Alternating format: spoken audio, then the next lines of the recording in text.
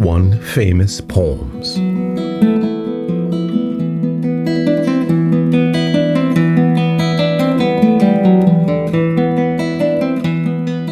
Spoken and with commentary by E.T. Hansen.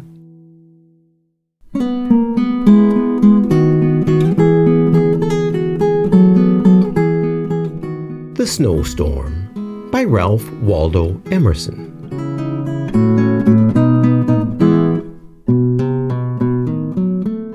Announced by all the trumpets of the sky, arrives the snow, and driving o'er the fields seems nowhere to alight.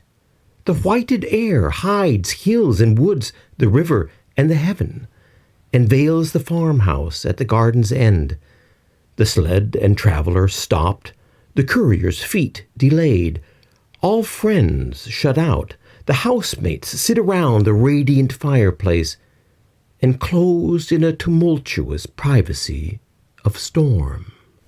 Come, see the north wind's masonry. Out of an unseen quarry, evermore furnished with tile, the fierce artificer curves his white bastions with projected roof round every windward stake or tree or door.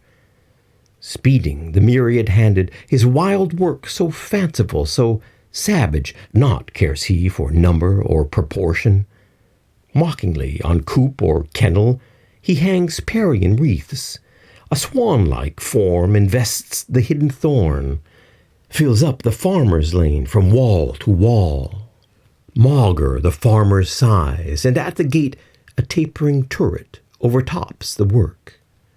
And when his hours are numbered, and the world is all his own, retiring as he were not, leaves, when the sun appears, astonished art to mimic in slow structures, stone by stone, built in an age, the mad wind's night work, the frolic architecture of the snow.